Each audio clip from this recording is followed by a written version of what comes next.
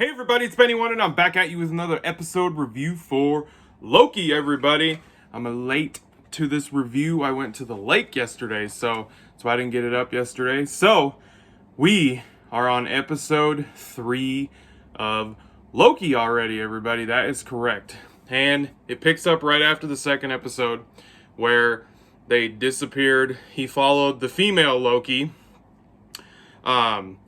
Through the TVA's little portal thing that they use, but the episode actually starts out with the female Loki having a drink they're having margaritas with that TVA agent that she kidnapped and everything, and they're like sitting down having dinner and having a margarita, and they're just having a conversation, and I was like, what the hell is going on here? I'm confused. But then the female Loki, we do learn her name in this episode, actually, or what she likes to be called, her alias, as she says. She asks her where the Time Guardian people, or I can't remember what the fuck they're calling them in the episode, honestly, where they're at and where they're located and how she can get to them. And she throws that guard off at first, and I was like, oh, okay, so it was her, like, basically infiltrating her mind because of her powers, and that's what it was. And then we catch up to where her and Loki went, and they went to a planet called Latimus, and it is on the verge of being destroyed by another planet, which is going to impact with it and kill every single living thing on it.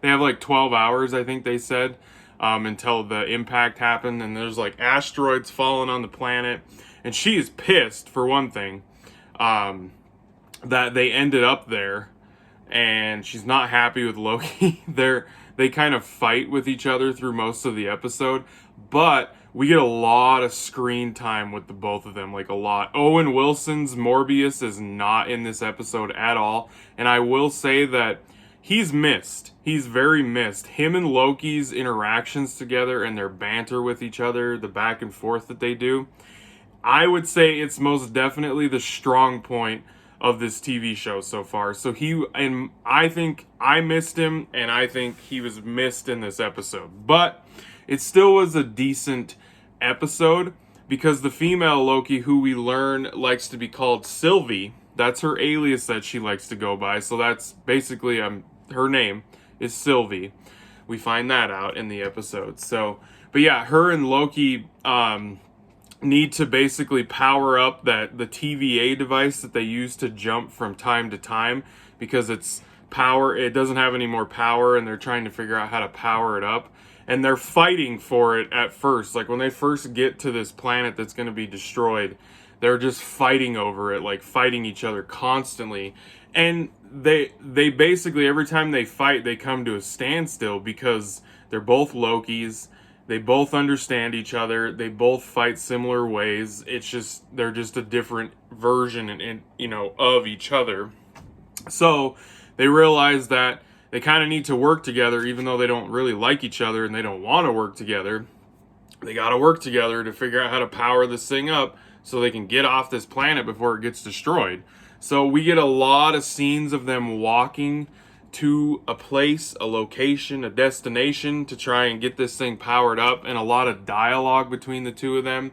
I mean, Loki at one point, when they're on this arc, they're heading to this arc because they realize that they could power the device with the arc, which would make it so that the arc couldn't take off and save the rich people, one of those kind of stories, from the planet, exploding and shit when the other planet collides into it.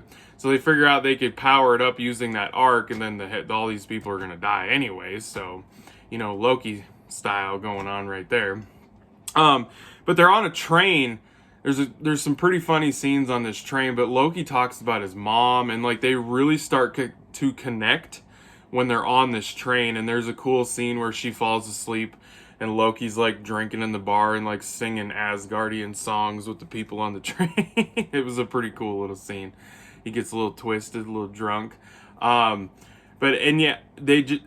show episode was just really full of them. It was just those two walking and talking mostly. We do have a little bit of action in the beginning, and then the end we get some awesome action too, because the little device gets destroyed, because Loki had it hidden, but it gets destroyed, and they get into an argument, and they do a little more talking, and then they realize that they could go to the Ark, and because Sylvie is like, well, the Ark doesn't actually take off, it gets destroyed. So, and they're like, well, we weren't on the Ark, so why don't we make sure the Ark takes off this time? So, which would create another ripple effect in time. But, so yeah, they go to where the Ark is, and it's a cool scene. It's at the very end of the episode. It's probably like the last 5 minutes of the episode.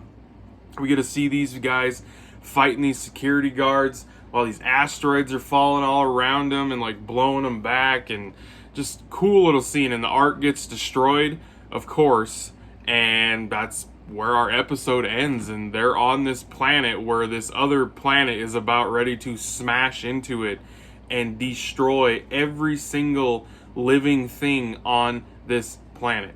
That's where the episode ends. So, and it was the shortest episode so far, because the other two episodes were almost an hour long. This one was only like 38 minutes long once the credits hit. So, because the credits are always long in these Marvel shows, which I understand, because the budget and the product value is like a movie, so they got a lot of people working on these shows. So, but yeah, guys, it was a pretty good episode. Like I said, Owen Wilson's Morbius was very missed in this episode, for me at least. It was nice to learn a little more about the girl Loki, the female Loki, Sylvie, which she likes to be called now. So, but yeah, overall, just a good episode. Probably not my favorite one so far. So that was my quick little review for the episode 3 of Loki, everybody. I hope you guys enjoyed it. Thanks for watching, and I'll be catching you on the tube later, because I have spoken.